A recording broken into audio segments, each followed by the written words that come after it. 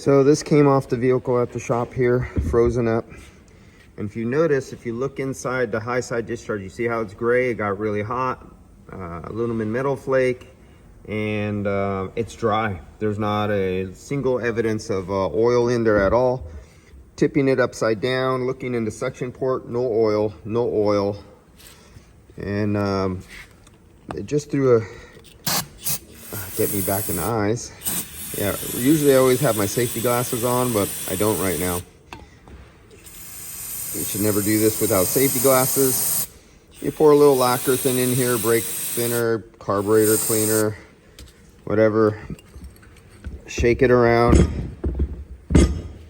And then pour it out onto something clean. So you got a clean bag right there. You just pour it on the bag. There you go.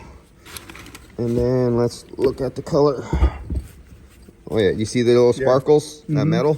Yeah, the flakes. So that means all the flakes came out first and plug up the condenser.